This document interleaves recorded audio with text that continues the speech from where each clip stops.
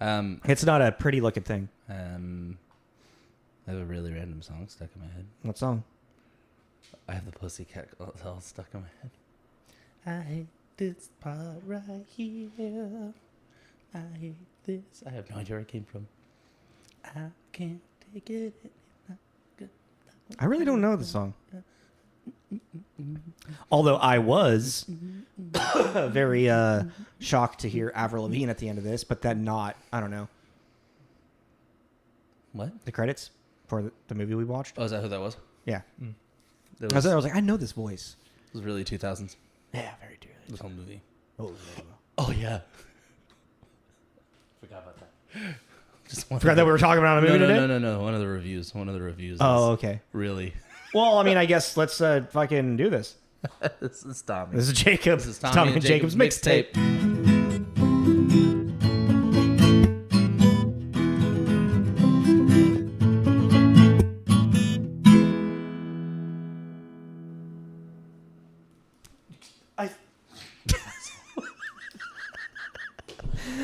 I kind of want. I have to. I did that on purpose.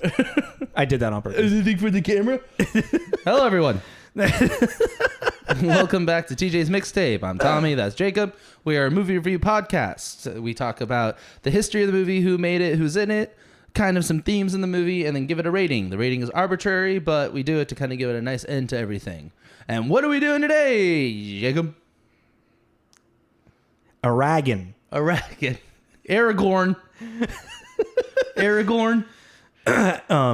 Wait. Actually, how was it pronounced? Eragon. I was like, wait. Actually, I was forgetting. Or the multiple ways that Jeremy Irons says it. I didn't pick up on that, actually. There's a couple times he says it, you're like... What did you just say?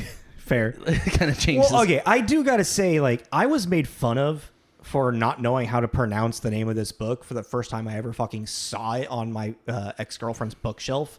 And I was sitting there, I'd been staring at it for a couple of months. Just like that, just the word Eragon. And I kept seeing, the dragon on the spine or the dragon, the cover. So I'm sitting there, I'm like, why do they spell dragon so weird? Why is it Eragon?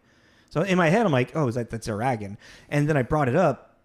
And you're not an asshole for the way it's thank you. Eragon. Yeah, no, because it's a word, never seen a fucking made up name like that before.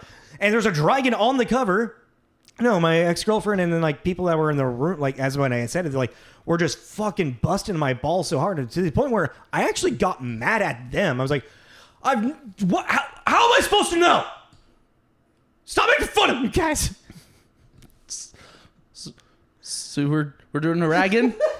We're reviewing 2006's Eragon. Eragon. I am also really quick. I am excited to move into this block. Well, yeah. Explain. What are we doing? We're just gonna do like young adult novels that only had like one movie and then it kind of fell off the face of the earth. Yeah, because for those that remember around our age, there was a time where everything was being made into a movie. Yeah. And there's the big ones that obviously had a lot of success: Twilight, Harry Potter, so on and so forth. Mm-hmm. But there's the other ones that didn't. They went.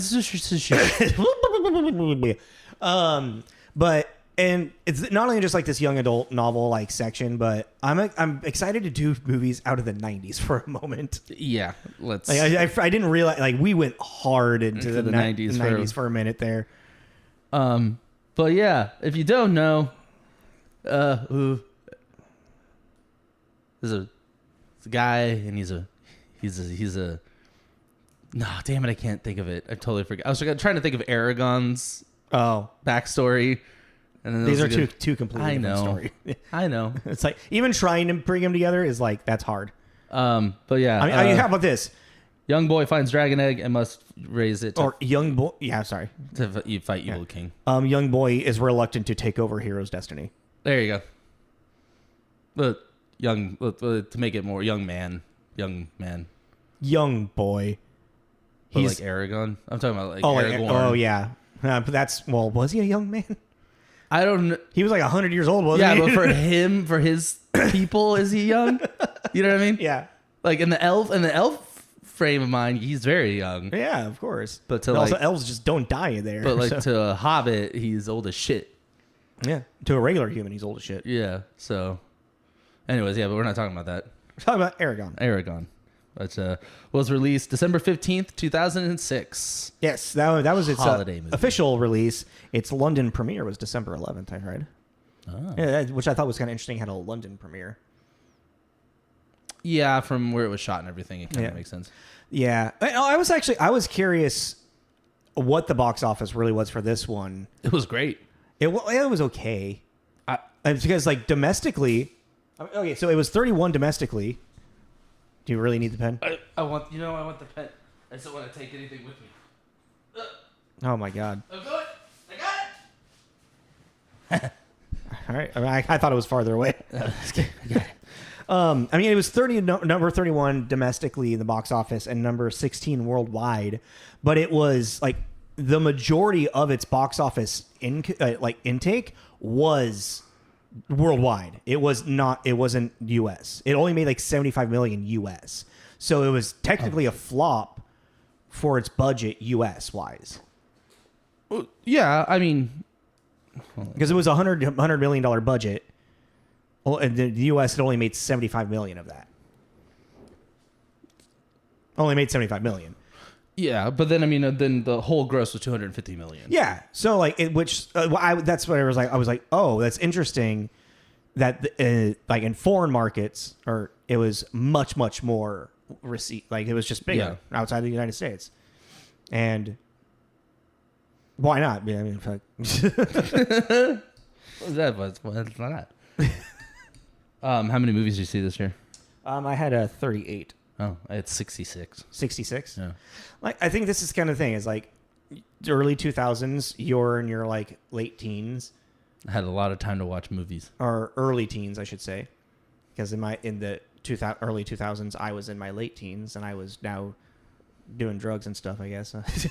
Well, I mean, we've done a few from this year too. We have, yeah. But what's funny as well, when I was just kind of looking, just a weird little side tangent, when I was looking at this list, this year's weird because a lot of these movies feel older than other counterparts, like X-Men Last Stand and Da Vinci Code don't feel like they came out at the same time to me, but they did. Like Da Vinci Code feels older to me than X-Men Last Stand. X-Men Last Stand feels older to me. Really? Mm-hmm. Or like Casino Royale. But then I was wondering too, is it because also like some of these are franchises, so that makes it feel more updated because more came out after? Yeah, like probably. Casino Royale.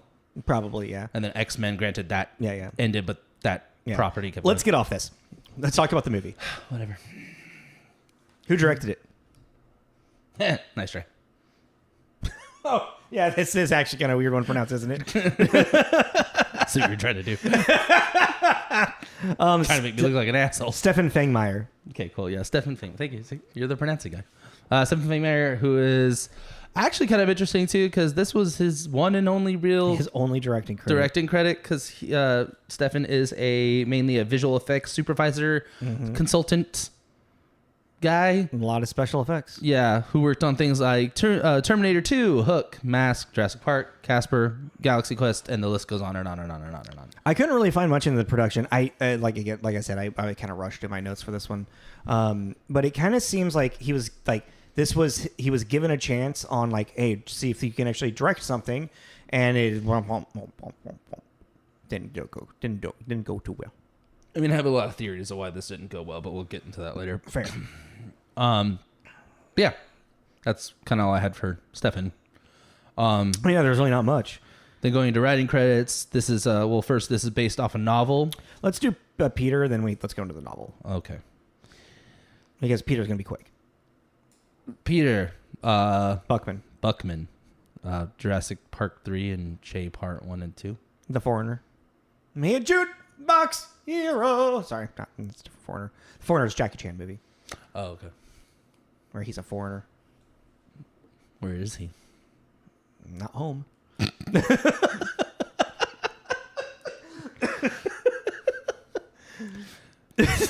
Okay, now, based on the novel, do you feel better now that we did Peter first? Yeah. Novel by Christopher Paolini? Paolini? There you go, Paolini. You're the one that read the books, dude. You should know how to pronounce his name. Why? Yes. So Christopher wrote this is considered the Inheritance Cycle, which is 4 books, all about that big. They're gargantuan. That he started writing this one specifically when he was at the age of 15, because he graduated high school, homeschooled, and he was bored and thought he was too immature to go off to college yet. So in his spare time, he wrote a fantasy epic that showed his immaturity.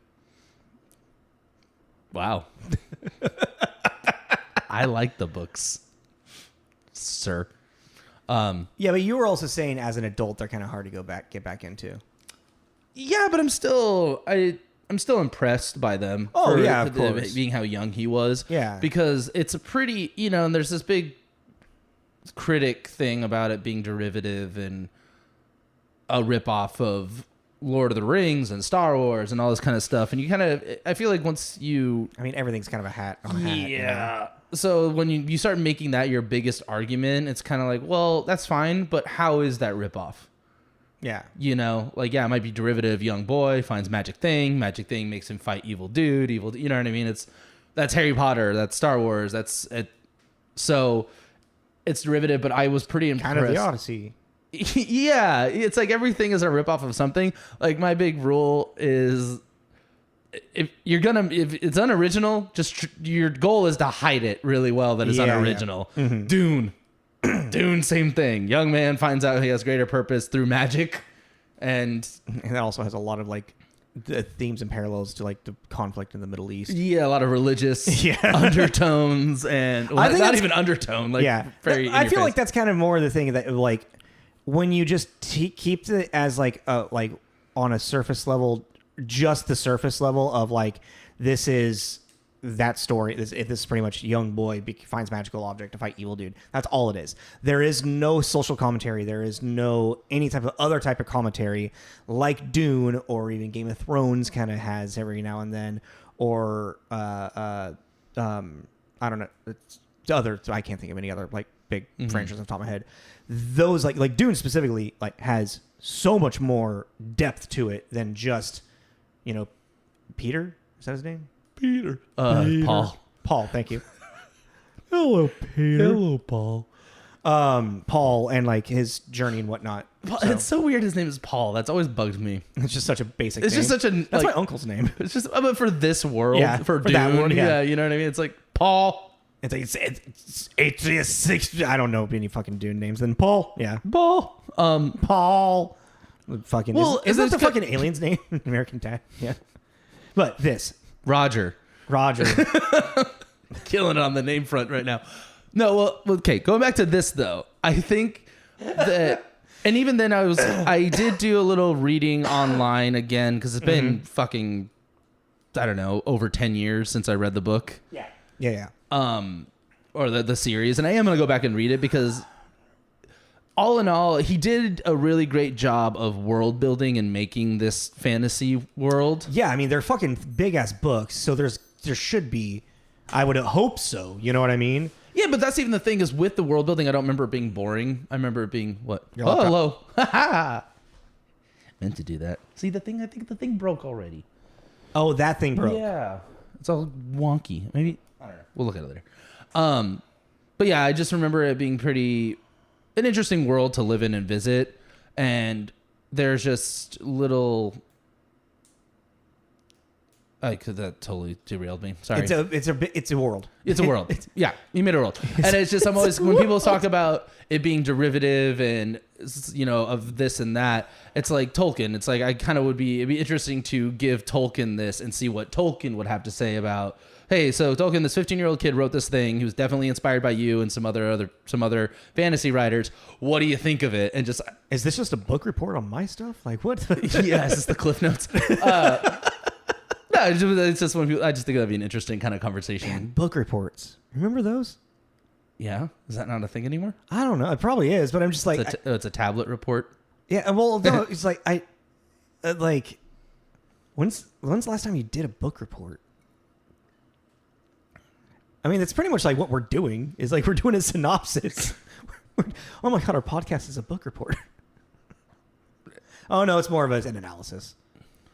Our first podcast was a book report. That was the thing we don't talk about. But so he wrote this when he was 15. It was first published in 2002 and then 2003. Yeah. And then he made 3 other books. He has a couple other. He has 2 other tie-ins, but this story is a 4-part story. Yeah, and he has it's like 3 short stories that were released. There's like The Worm, The Witch, The Fork, The Witch, and The Worm. and The Wardrobe. And The Wardrobe. I just realized that. Kind of unapologetically. Yeah. I kind of respect it, to be honest. I was kind of interested if you had or were thinking about purchasing his science fiction one that came out. I did. I actually wrote that one down because it sounds cool. In a Sea of Stars. Yeah, I'm going to get that one. Word. Because also that came out in 2018, so he is now, obviously, now he's an adult. Yeah. I'm curious what his writing is like now. I mean, you read the most recent of the Inheritance cycle that came out like last year, didn't it? Technically not. Yeah, but it's a standalone thing. But it's him, isn't it? The writer? Yeah. Yeah, it's Chris. Yeah. Okay. But it's not part of the Inheritance cycle. It's a character from the Inheritance cycle. Well, even still, like it's Murtaugh, the kid you meet. Murtaugh. It's his story. Oh, his story. The one who has no point whatsoever, even though he's like a big point in the book. I was thinking that's the thing. We'll get into that because like we have. Okay, what's really cool is that we have Tommy's perspective, who's read the book, and also you really like this series. I did. I'm pretty sure. Did you read the book multiple times when you were younger? Yeah. So very strong grasp. So I'm gonna be asking you like stuff about the book, pretty much. Be like, the movie. Well, I remember, and that was fun watching the movie because it's just close enough that it made me remember certain things. Yeah. And go, I don't remember it happening like that. Fair. Okay. Because I wasn't much of a book reader when I was a kid. I'll just put it that way. It shows. Fuck you. Yeah. All right, so let's get into who's starring in the movie. Kind of a lot of people It is, Weirdly. and a lot of people that didn't have much to do after that. Yeah. So our lead who plays Eragon is Ed Speleers. Speleers. I don't know. Speleers. I have never seen him ever. He's in Star Literally. Trek Picard, the show Never You. watched that. And in You, he's in the season I never watched. He's an Outlander. Never watched that. It's a time travel. Yeah. It was just so interesting to be like, I Downtown literally have Abbey. never watched I've never seen him. I've never seen him before. I only knew Outlander, but I don't remember anything about that series except it's Highlanders and time travel. Oh. The love story thing. Yes. But yeah, There can only be one? no. Not that Like high. real Highlanders. Yeah. I have Jeremy Irons next. Jeremy Irons next. Well, I just wrote down Dungeons and Dragons. Oh yeah, we did that in episode 130. This really made me think about that a lot. Man in the Iron Mask, Watchmen. He's Scar and like you know who fucking Jeremy Irons is, right? Oh, it's I know. Jeremy. They may not. It's Jeremy Irons. He's in the Assassin's Creed movie, which I don't remember. I never watched it. I know, but we just talked about doing movie video game block, and that one keeps. I think we should do that one because it keeps popping up. We were talking about doing it, and I don't know why we changed. I had a really good idea for a block. Okay, we'll talk about that later. I don't remember what it was. You don't let me finish. Who do you got next? Robert Carlyle. Oh, who plays Durza? Was that it? Durza? Yeah, Durza. You talked to... No, we didn't. I thought we did. No, we haven't talked about Robert Carlyle. I was getting him confused with the guy in Wrist Cutters for a hot second. Which guy in One of the mustache. The friend. Oh, the Russian guy? Or whatever? Yeah. I don't know why. That's very bizarre to me. Well, he's in Trainspotting. Yes, and I think that's what it was. It's like, this guy looks really familiar to me, and I saw Trainspotting. It's like, wait. Oh, I did a mustache in that. Yeah, and I was like, wait a second. Is he the fucking dude that was that? Yeah, I went down a weird rabbit hole. He's in 28 Weeks Later. Still, I haven't seen any of those still. Right. That blows my mind every time. That blows my mind. David, can you jump in on that? And also, Dobby doesn't like those movies. He doesn't like... What do you mean? He's not a horror guy. What? He's not a zombie guy, yeah. That's wild to me, too. No, Dobby likes movies with a lot of dialogue. Movies you hate. No, that's not true. I like dialogue. I like good dialogue. Well, true, but I know I'm talking about like monologues. 33. I gotta write that down. 33. Where did that come from? Because you're talking about monologue. I want to show you something from a movie. Oh, okay. I'm curious what you think about it. Okay. All right. Once Upon a Time, which he's basically the same character. Robert Carlyle? Yeah, which I thought was really funny. Once Upon a Time is that that I haven't storybook mixture thing, and he plays Rumpelstiltskin. Is that a series or is Yeah. that okay? Yeah. But he plays Rumpelstiltskin, and they're fucking the same character. I was just like sitting there, like, this is this is wild. I mean, that's not hard to imagine, honestly. No, but I was just like, And I don't think that's any slight on Robert Carlyle. No, I no, think that's just yeah. And then also he was Dracula in the Castlevania video games, which I thought was cool. Oh, I just cool. thought it was cool. I got Rachel Weisz next, Oh, who plays our dragon? who we've done 3 other times. Lobster, Mummy. Olivia Colman. Oh. What is that called again? The Favorite. The Favorite. I always forget the name of it. Yeah, as well. yeah. Like that. I have a Holy written shit, we've done her 4 times? down. Yeah. I didn't even know she was in this movie until she started talking, and I was like, oh shit. That's Well, I saw like Rachel Weisz as the voice, and I was like, oh shit, oh okay, cool. interesting. It's like, why take her pretty face away? Because she was a pretty dragon. She's a pretty bluish gray dragon. Yeah. Who's next? Sienna Guillory. Oh, Sienna Guillory, who plays Arya, who I just thought was funny. She's in The Time Machine with Guy Pearce. I really don't remember. I remember that movie, but I don't remember that movie. But Jeremy Irons is in that too. I don't remember him in that movie. Yeah, I just thought that was funny. She's Jill from... She's Jill Valentine in That's Resident the Evil. one thing I really recognize. But her like, from. and that's what's crazy about that is that I never realized that was a wig in Resident Evil. But now that I know it is, I can't unsee it as a wig. I think that's actually something really terrible. Like Fallon is always able to tell when wigs are happening, and I think that's a terrible curse. Yeah, kind of. Because it just, if you notice it, you notice it. You know what I and mean? then you can't unnotice it. Yeah, so I think that's like pretty bad. Up next, John Malkovich, who plays our evil King Galbatorix, who's also Man in the Iron Mask with Jeremy Irons, which I also thought, I was like, oh, he worked with a lot of these people. Look at that. John Malkovich stands out like a sore thumb in this movie. What's the other one I was talking about? Man in the Iron Mask. Yeah. What is he doing in these movies? John Malkovich is a great actor.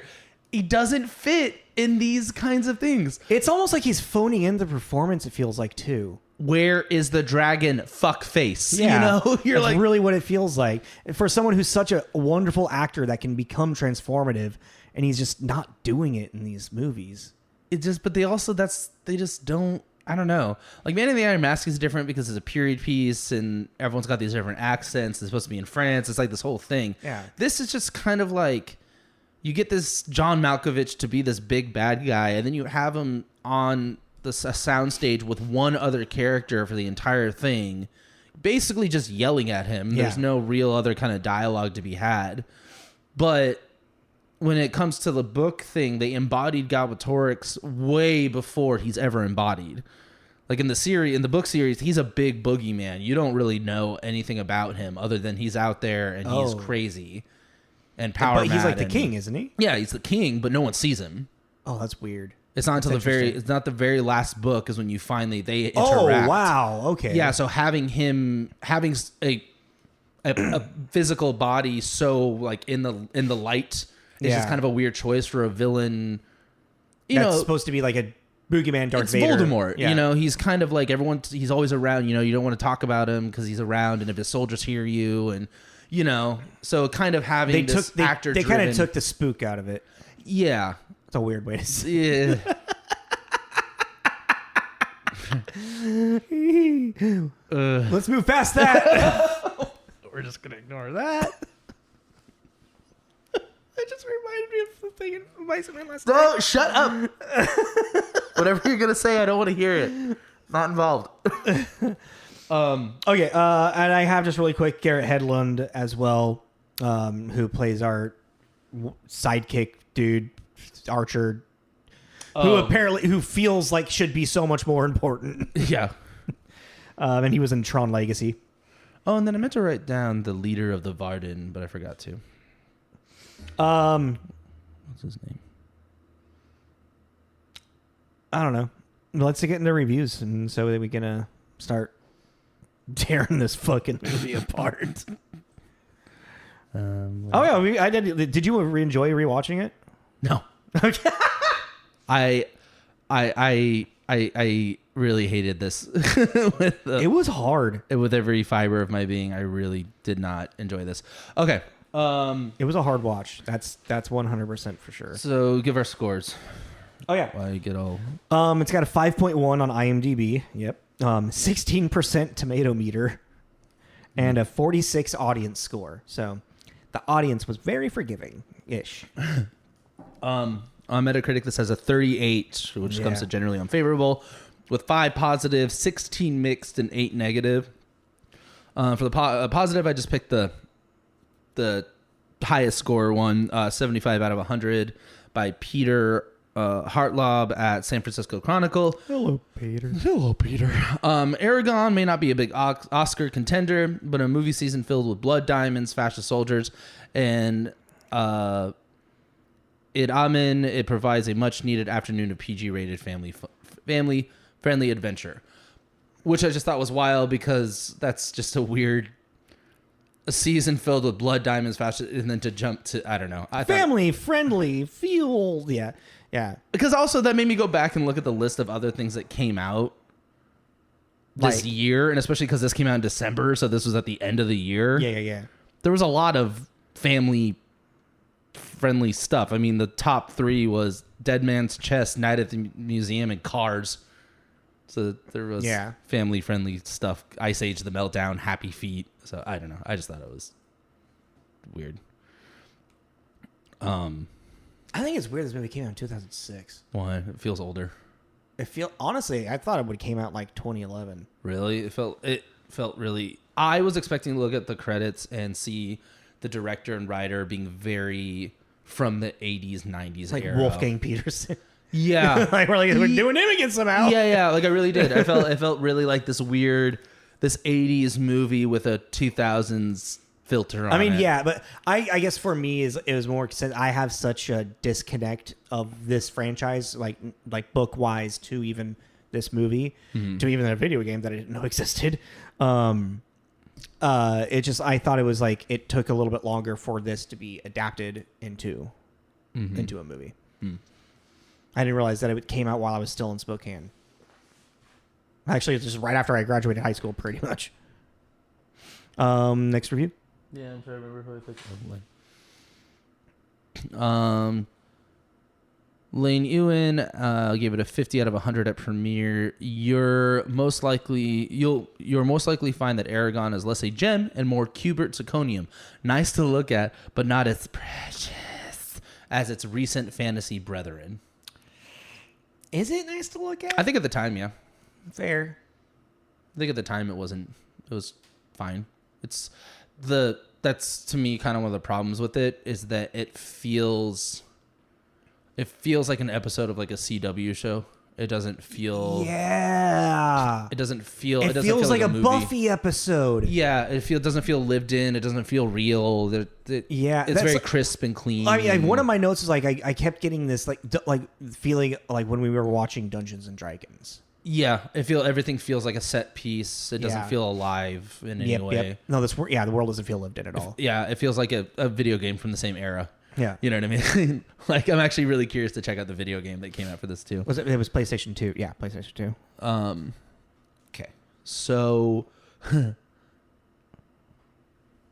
is it? Okay. This one is pretty brutal and also a sign of the times. Ready? Oh, God. What are you about to say? Yeah.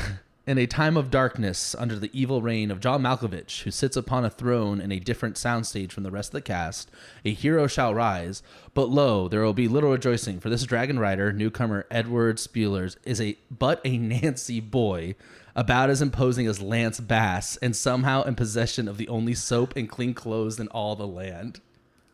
From L.A. Weekly. Please tell me you read that to Foul. Yeah. Okay. By Luke Y. Thompson. That is wild. I kind of want to I want you to take that quote and put it on the movie poster. That whole thing to me is wild that they went, whoever was like, yeah, cool, it's great. Nancy boy, for people who don't know, is a derogatory term for an effeminate or homosexual man. Reached pretty much its height of popularity and use in the 1800s. Yeah. And then the really pointed Lance Bass comment, I think, is kind of wild. And then LA Weekly was like, print it. Yeah. It's just, I don't know. Dude, the mid 2000s, or just the 2000, or from 1999 to 2009, it was the fucking, the entertainment business was wild. It's wild. Tabloid business was wild. It's fucking wild. I mean, it was the rise of TMZ and shit. Yeah. You know? But it's just kind of like, And they were all competing with each other. the fuck did Lance Bass do to anybody? Stay in the closet? Oh, are you saying he should have? No. Oh, Jesus. No. It's like, what did he do to people? He should have been out. He should. It's just, I don't know. Just even like, I get like it's the time and everything, but any derogatory term, just as a business, you think you wouldn't publish it. Well, you got to think that it's being published by the LA Times, but the journalist is an independent journalist. No, whatever. A weekly. It's an independent journalist. But the editor still has to look at it and be like, yeah, but the editor, yes, but also if anybody has any qualms, they'd be like, hey, we're just printing what they said. Go talk to them about it. oh, I guess so. It's the same thing as me saying it right there. It's like, I didn't write that. That's just what they said. It's like, well, if you're so offended by it, why would you even say it? Why would you read it? Why would you repeat it? Let's turn it to Tom Segura. And then there's a lot of what I thought was kind of funny too. And there's a lot of talks in these reviews about Eragon basically taking the mantle of mediocre or bad dragon movies to where Reign of Fire and Dragonheart can lay their head easily because they're safe now. And Wow. I was kind of like, how dare you? Number one, because we did Reign of Fire and we were both pleasantly surprised. It wasn't very good still. But we were still like, this is fun. Like, it's a monster movie with dragons. Yeah. And then Dragonheart has so much heart. and so much more heart than this does. Yeah. Like, it has way more of a give a shit about the character storyline. Mm-hmm. This, I couldn't fucking give. I got some blood on your tooth. I got blood on my tooth. Is he? Yeah. Weird. Dragonheart has heart. Yeah, Dragonheart has heart, but I don't know. I mean, then a lot of it too is like, was a lot of the negative reviews were talking about all of the rip-off stuff. That's why I didn't pick a lot of them, was because they all brought up Lord of the Rings, Narnia, that, and I was like, okay, we get it. Like, And we can kind of get into what we're talking about it then, because like, regardless of like trying to compare it to like any type of like fantasy stuff of anything, this is just, the acting isn't good. no. The dialogue written is horrendous. Yeah. And the world, you can feel that there is a much bigger world that we're not being told about. Yeah. And that goes back to the writing that Chris did he created a world. Yeah. And they skip so many beats in this because, and kind of to jump back to last week's episode, don't know if you listened to it, but we did this like dream reboot kind of thing where we talked about properties that can be touched on. This was actually one of mine, but then we kind of ran long, so I didn't get to it. But, that's right. Yeah. I wrote down this as something that should be revisited because of that reason. Well, I'm glad we ended up doing the movie then. Actually. Yeah. So I already had done some of the research of the book for that episode. But I rewatching the movie, it is a perfect. This is one of the perfect examples of why books should not be turned into movies. When people argue the book is better and everything like that, it's like, yeah, but what the problem is that people take the source material and the studio or whoever lets them kind of run rampant with it a lot of the time. And that's kind of what this is. They picked up all the story beats, threw it together. And what kind of is the main importance of this, especially because of how big it is and how much lore he did create for it, you're completely missing the nuances in between that make these big story beats important. Yeah. Like Brahm dies and you don't really care because they never Also, give you a he just like reason. appears out of nowhere. He's like, no. Why'd you do that accent? Oh no! Like he's Australian. Yeah. No.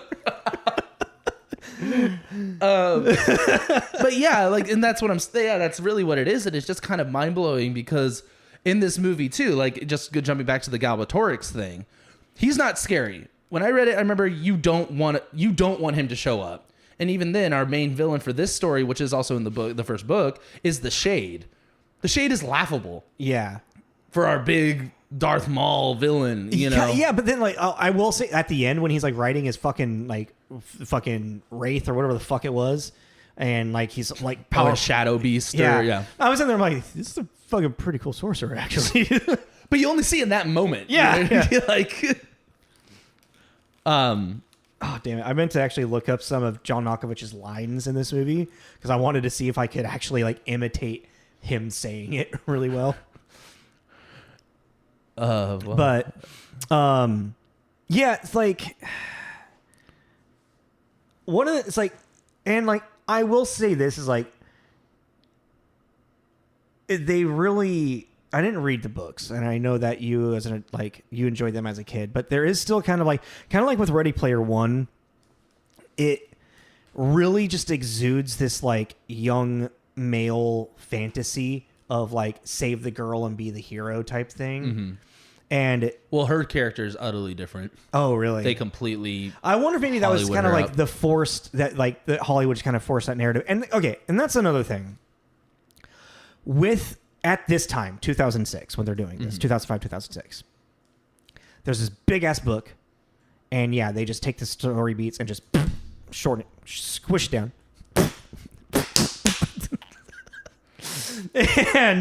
And then they just kind of like force out something that is just so disingenuous to what the source material is. Mm-hmm. And like when you're saying that argument of like this kind of proves that point of like books shouldn't be interpreted into movies and whatnot. And I've never agreed with that because you can always find a way, in my opinion, to interpret it. It just might be really, really, really hard. Well, you get the writer of the book to do it.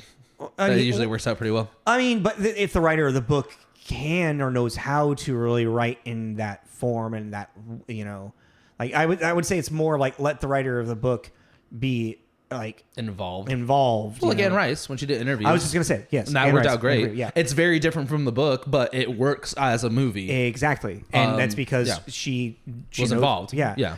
The problem is that especially back in this time. Oh, that's a better way to put it. Actually, what you can redo it. But okay, you finish hers and then it's. Especially in this time, the like studios are just trying to cash in money, and they're not really too worried about the expansive lore or anything, and not really like exploring this world. So like a shortened like hour 45-minute film, they're like, that's what we need, and we'll see if it hits, and if it hits, then we can keep running with it type thing. Mm-hmm. As opposed to nowadays. I mean, there are still some studios that do that, but today I feel like a lot of these properties, it's like people look at that book, look at Eragon, and there is like talks of Disney doing a series with him, with Chris and Christopher involved. So then it's like, oh well, it's such a like this the world and the story. This like should be a season. You know, 6 episodes or something, it's like 6 1-hour episodes or, that's 6 hours of storytelling. And it's something that is now more accepted and more seen and attempted. Like serialization of these books is now a more popular thing to do than back in 2005, where it's like, we have this book, we need to make it into an hour 45 minutes. Well, because I think studios are seeing the success in it. Yes. I mean, Game of Thrones really kind of popped shit off with that. Yeah, and then even if you want to talk about, like Last of Us and all that kind of stuff, like people are realizing, like, and I think that was a big thing too, especially in the video game world, but just in general, it's like, oh, this video game, this really amazingly well-written narrative video game, we made into a show and it's doing really well. We don't need to keep things in the confines of the original packaging that it was. Yeah. so we can actually take the time. And so them doing a series on this is, that's why I'm really excited about the Harry Potter thing. I'm just really curious how that's going to go. Yeah. Because them saying, each season is going to be a book is really interesting to me. I'm like, that's cool. That's a lot, but that's kind of cool to really see. And that's, even then with Harry Potter, another example too, is those movies are pretty close to the books. There's some significant differences, but they did those differences well. Yeah. American Psycho, same thing. Like, I guess what I was getting at was like with American Psycho and like Interview, those are so different from the books, but as movies stand on their own as movies, but based on also their authors were involved. I think Bret Easton Ellis just wrote the screenplay for American Psycho. I actually don't know. I think he did. Oh. I don't know, because he also I think he's well attuned with like screenplay writing. Is Chuck Palahniuk involved with his properties? I think a little bit with Fight Club he was, but other than that, maybe just like Choke. I don't know if he was involved with Choke. Well, Choke's actually pretty close to the book, if I remember correctly. I don't know. I haven't watched it in forever. And those That's are Sam Rockwell, right? Yeah. I think those are the only two Palahniuk stories that have been adapted. Which is wild to me. Not to me. How much Palahniuk have you read? The short story one. Haunted? Or Invisible Monsters? Invisible Monsters. Okay. And then the monster... I'd have to look at the... Fair. Yeah. His Palahniuk's stories are not very commercial, is the best way to put it. Like Choke and Fight Club are the most commercial. Most mild. Yeah. Okay, let's talk. All right, we're kind of going into this like whole like idea of like franchise creating and studio stuff. What was wrong with this movie? Everything. Everything. I mean, we kind of did the base. It's like it doesn't feel like a lived-in world. It feels very set piecey. Well, I mean, like Eragon's hero's journey is so bland. Well, that's what's wrong with this movie, honestly, is that it 100% is gearing up to do an entire franchise of movies. Yeah. And then they went, oh, this didn't do well. Don't do the rest, which makes it worse because the story's not over. Yeah. It's clearly not over because, we killed the Shade, who's this... Shade is a sorcerer who gets his powers being possessed by evil spirits. Doesn't specifically say evil, but they're letting themselves be possessed, and that's what they become, this evil sorcerer. And he's our big bad guy that's chasing Eragon around, and we kill him, and we're like, great, but he was sent by someone worse. Yeah, and we're just never gonna know. Oh, but they do reveal his dragon at the end. He's gonna send He's got an evil dragon too. Whoa! Oh, crazy. I gotta say, one of my most what the fuck moments was them at the waterfall, and whatever were those. Were they like undead? What were those things? Oh, the Raziks? Yeah. It's not ever super explained, but yeah, they're the ultimate. They're a creature. They're not supposed to look like humans, I'm guessing. No, and they have stages. They're basically insects. Whoa, what? So they have like a larva phase, and then their teenager adolescent phase, they look humanoid, and then when they go through that phase, they turn into these big fucking monster things. That sounds really cool. They're really in the book. They're really terrifying. Cool. In the book, they're the Nazgul. They're the ring race. Oh yeah. They have this vibe to them because they are the ultimate hunting machine for humans. That's their favorite food, and that's why they work for Galbatorix. Galbatorix is like, you can eat as many people as you like as long as you do what I want you to. Yeah. Okay. Yeah. God damn. They were cool. That's what I'm saying. But they're at the waterfall, and it's Eragon and fucking Arrow Buddy, like Hawkeye. Murtaugh. But no, it's like one of them like just pops in, and then Murtaugh's like murks him, and he falls into the water. And then it's just like, you got my back. I bet I do. You got it, buddy. And then that's the end of that. And I was like, what just happened? That was the most pointless, like set up this huge action and then just it's oh no, sorry. He pulls out his Eragon sword and like, huzzah! Here you go. Well, it's funny that... Oh, thank you, man. It's funny you bring up Arya, too, because you saying that it does make it more Ready Player One, but Arya in the book is, number one, she's not this... She's an elf, number one. Oh, okay. Which they just don't really She doesn't have pointy ears. She never says anything. They're all humans in this book. She mentions the kingdom she has to go back to, which is an elven kingdom. Oh. Don't really touch base on that.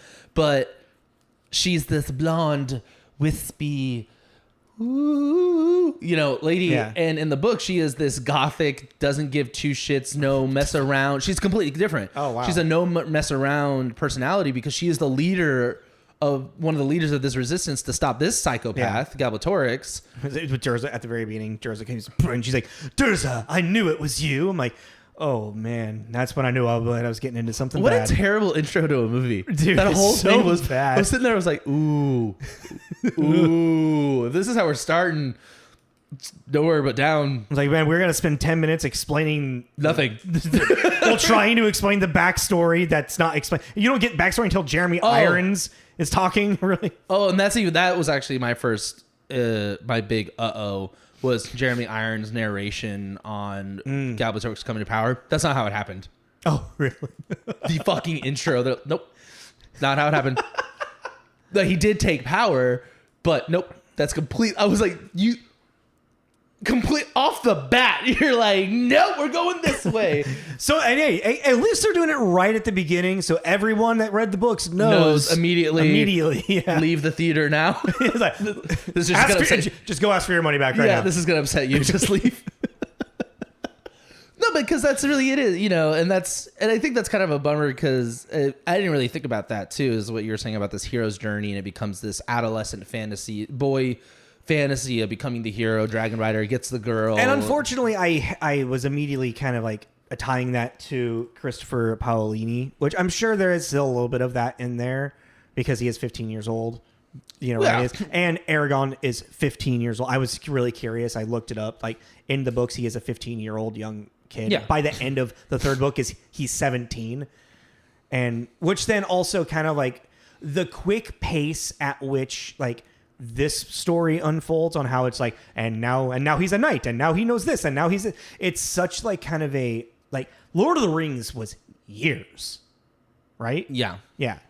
And so for him to just like so quickly becoming this hero is unrealistic, and it's very fantastical in a young boy's way of like wanting to be the hero, Well, yeah, but even then, the movie takes place in 3 days, and the books take place over months and months. Fair, okay. Like even the dragon hatching is a while. Like the egg, he has the egg for a while. And that dragon grew up real fast. And also that like she grows up faster in the sense of like a dog. Yeah, she doesn't burst into flames and then rise anew. You know what I mean? Like they did in the movie. It's fast, like an animal, like a dog would. Yeah. But yeah, that's, and even then too, it's like your one cool female character you fucking nerfed really hard. Fair. Like she was a badass. I mean, granted, she was kind of a badass. She just got kidnapped at the very beginning. Well, even then too, and held captive. Like so. she in the book, she puts herself in a coma to stop the Shade's poison. Oh, she does it to herself. That's fucking cool. Which is cool. She's like, nah, fuck you. You think you got me? Watch this. Yeah, they're like torturing her, and she's like, nope, and she goes into like this trance state, which is kind of and cool. now I am one with the Buddha. Yeah, I don't know, but it's just really bizarre. It is. I think what makes it weirder to me is that you get people like Jeremy Irons and John Malkovich in these movies, and I read that Jeremy Irons wanted to do it to kind of appeal to younger audiences. Fair. To be in this fantasy thing, you know, like, okay, cool. He's like, I already fucked up one fantasy world. And that's kind of why he did it, because he's like, D&D was such a flop. And I was like, bro, like, like, come on, let's pick some better shit here. I would love to find out that, like, and I've never actually done any looking into it, but I would love to find out that, like, Jeremy Irons was, like, approached for, like, the role of Elrond in Lord of the Rings or something. He's like, nah, they're not going to get it. It's, like, the biggest regret. Like Will Smith turning down Neo. Yeah! He's like, ooh, oh, shit. I'm just fucking up everywhere today. I'm sorry, everyone. Trying to break everything. But There was a moment where, because I knew that this was a franchise that didn't get finished. When Braum gets killed and then like they're like doing his funeral, the way that they do this scene, shot and whatnot, I'm sitting there and it's like, you know, going like the far away, the long or far shot and like this and the panning of it and whatnot. And I'm sitting there, I'm like, wait, is this the end of the first movie? Is this how they end it? And I felt like, right? Well, that kind of goes into it. That's kind of goes into what I was saying earlier. Which, like, if they ended it like that, I was like, this is like a real like Star Wars Empire Strikes Back ending. Like, what the heroes have lost. What's going to come next in the next episode? You know? And it's like, no, I was like, oh, okay, so they're going to fight turds. That's still okay. But like, I was like, oh fuck, is this over? Well, it's like that's kind of the biggest problem with it. I really do. It's like at the end of the day, there's a lot of fantasy movies like this that you can say are derivative or whatever, but they have something, and that's really heart. Mm-hmm. That's really what it is. And any fantasy movie that doesn't have heart, that's when it, because that's the story is usually about youth of some sort overcoming these obstacles that never in a million years with their peer group think that they would be able to do. It's like the ultimate underdog story, you know, because it's not a physical limitation. It's like you're talking about magic. You know, you're talking about these incredible people or things that are imbued with this destructive nature, and they need to stop this thing. There's really there's not enough foreshadow, and you got to find a really good balance with this as well, especially with fantasy. There's really not enough foreshadow of Eragon and his abilities and who he is as a hero to lead to any emotional impact at the end with whatever he does and everything he does. Anything. And that's even that scene with Brahm dying and then her making the cast into this crystal thing was a really heartfelt moment in the book, but it's like you haven't given us enough time or effort to give a shit about Brahm dying. Like, I was predicting every single line of this movie. Well, it's like the Obi-Wan, it's Ben Kenobi thing. Yeah. It's like that short amount of time, you were invested in Ben dying, and he's only in the movie, 15 minutes, maybe? More than that. No. Anyhow. But you know what I mean? So it's like, that's just bad writing? It's really bad writing, yeah. And like, it's like... And the magic thing, the ability is what you're doing. Because there's like the scene where Brahm just tells us all about how if you do spells you're not ready for it, you'll die. Let me teach you some dragon words now. Yes. Blackisol. What's this word? Sven. That's tree. What's this one? Vlakitsu. That's branch. Oh my god. And Eragon's just killing it on the first try. He's like, yep. But yeah, so there's this whole thing. And then even then they keep making this point about how Sophia is too young to breathe fire. She's too young to breathe fire. She can't breathe fire. And at the end, she breathes fire! Ooh. Don't give a shit because you never gave us a chance to give a shit. Yeah. Exactly. And it's like, and that's what's funny is like from a movie standpoint, like making standpoint, granted we don't make them, but we're sitting here, we do this, and you know, I feel like we pay attention to those like little details. In that moment, she's breathing fire, and you can tell that they wanted you to be like, woo! Fire breather, and I actually didn't know that was a story beat. That it was like, oh, she can't breathe fire. Oh, I didn't, because the writing was so bad, you missed it. Yeah, you're supposed to be like, she did it. And I was like, oh, cool. Oh yeah, she's a dragon. She breathes fire. Yeah, obviously. Yeah, but they're like, they keep mentioning, oh, she's too young, she can't breathe fire. Oh, she's so young, she can't breathe fire. Yeah, this movie wasn't good. No, it was a hard watch. I mean, it made me really appreciate the books more. Fair. I had a really, really hard. It was very happens occasionally, but this was a movie I kept pausing to see how much there was left because it was done. And like going back to just like the screenplay writer, Peter Buchman. Even like I checked a couple of them, like even like Che, which is like a 2-part movie of like an Argentine revolutionist. Yeah, Che, yeah. Some people may not know who Che is. Okay. I didn't really know who Che was. Oh, okay. Fucking. You see him on T-shirts. He's like one of the. I recognize the icon. The iconic look. Yeah. But like Peter's like put down as one of the writers, but Terrence Malick is like the writer of that. Like Terrence Malick is credited as one of the writers. If it's Terrence Malick is writing something, it's a Terrence Malick fucking thing. Mm-hmm. Peter's probably just helping punch up some stuff, some here and there. Yeah. You know, in Jurassic Park 3, we all know how that is. Well, we know how that is. Not we all of us. Yeah, I mean, but that one's still... It's not good. It's the most mediocre out of all of them. I'm going to kidnap these guys, these people. Yeah, it's pretty much... That's so funny. I was just thinking about a scene. I wanted to ask you a scene that lives in your head rent free, and mine's actually from Jurassic Park. Now I think about it. Is it the pterodactyls carrying the No, it's what's her name? I always forget her name. I don't know. I can't remember the actresses. I just remember William H. Macy and from Fun with Dick and Jane. Oh fuck, Tony. Not Tony Collette. No, Tony something. I always forget her name, but she's out there on the bullhorn. And she's saying the names, and Dr. Grant, after getting knocked out, comes out and he goes, "Can you tell your wife that's a really bad idea?" And he's like, honey, Dr. Grant says that's a bad idea. And she turns around, "What's a bad idea?" And then you hear this Spinosaurus in the background. Yeah. I don't know why, but that scene infuriates me with every ounce of my being, Yeah, which is supposed to. But yeah, but I think it infuriates you more in a sense of this is so on the nose. She's screaming into the nothingness. Why is she being an idiot? It's it's watching someone do something stupid where you're like, it's a don't do it moment. Yeah, you're like, this is bad writing because you would assume that any reasoned human being would not be doing this on an island full of dinosaurs. Yeah, common sense is not that common. Yeah. But I was thinking about that the other day. But even then, I don't know. I think Jurassic Park 3 is better than this. Yeah.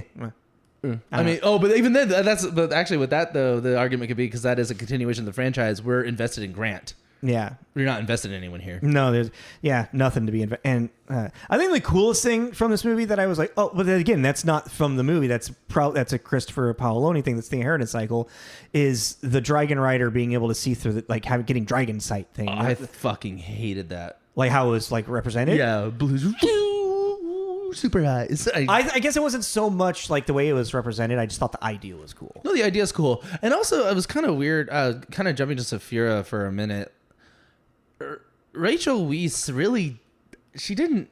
I don't know. I didn't really and I could have just been the writing, but her and I don't know if she does much voice acting. Yeah, but her and Eragon's conversations back and forth was really painful. They actually were. Yeah, it was really robotic, and it didn't what it was? There was, even though there was no connection to the dialogue and the actual performer, so it was just you see their face, just insert just dialogue. There's no what they're actually saying, because we're giving Vin Diesel Groot's lines in actually right what he's saying in this scene. Or there's they're just kind of staring at each other. It's well, and then also with it being 2006 too, and such a young actor, it is a skill to act in a very CG environment. This is his first movie too. Yeah, and this is something that that's why people like Andy Serkis are so good at it, is because they've been doing it forever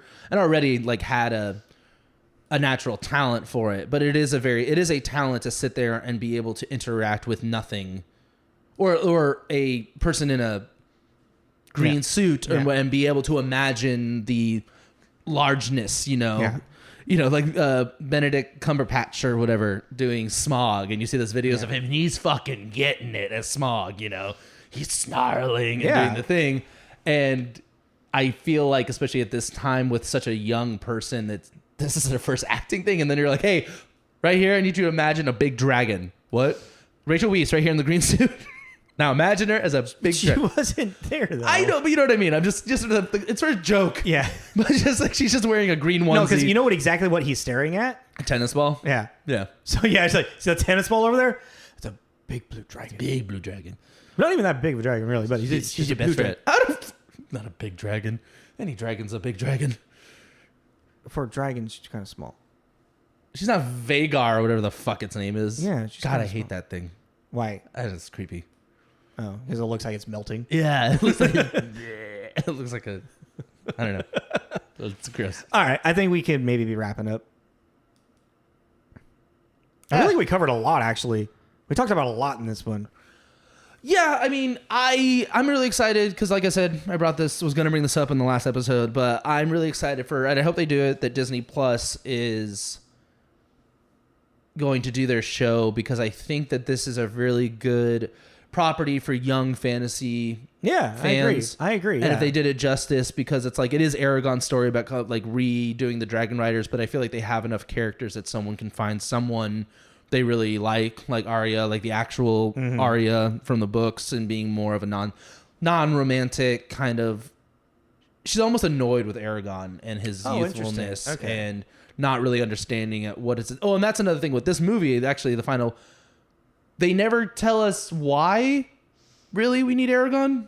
Oh yeah, I mean, they were probably going to lead on to that into the next, Yeah, like kind of like fucking Hunger Games. You don't really find out that Kat is really a much more important political figure. But she becomes that. She becomes that. Well, she also has to discover that in herself. Yeah, they're trying to force her to be this thing because they see her as this representation of what they wanted. No, anyway. but this though is like, okay, we know Galbatorix wants to kill the dragon for its opposition. Yeah, but great, we're gonna save him. But what's he gonna do? Like, what's Eragon gonna do? Like, what's Eragon? Well, that's what I'm saying. It's like, I feel like they were anticipating there to be more movies to explain and explore that. Yeah, but I think it's weird that there's absolutely zero, any kind of hint at what... like, we're trying to get to the Varden. Why?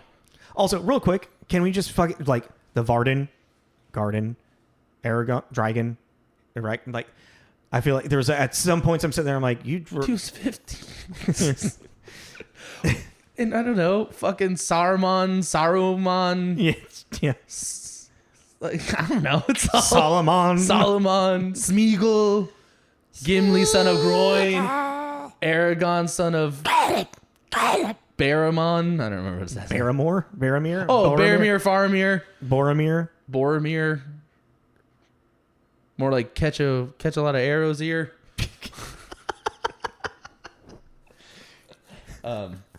More like Dedamir.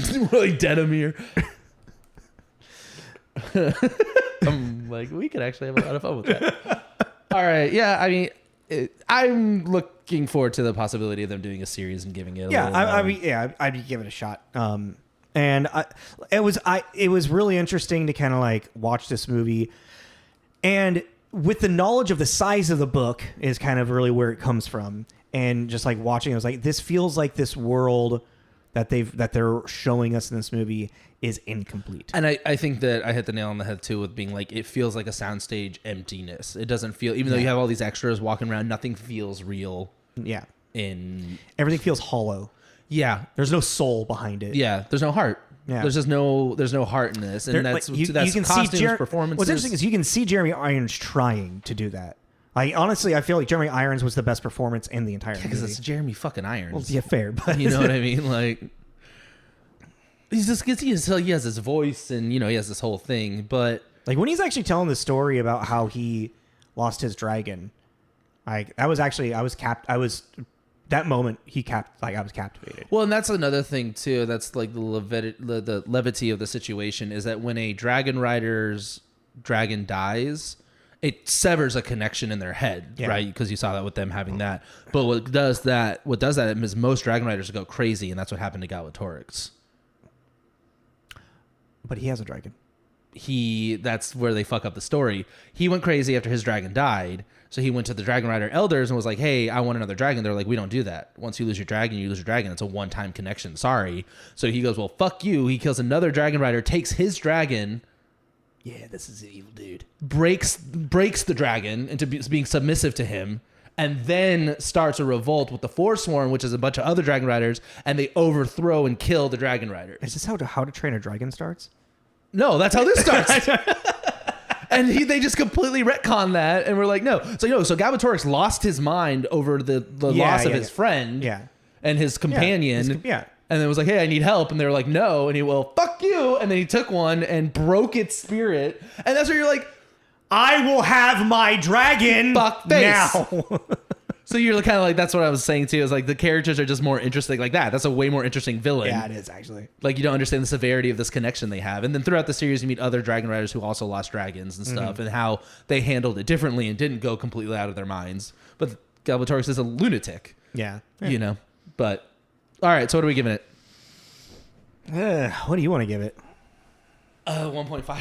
Yeah? Yeah, a 1.5. I'll go with that.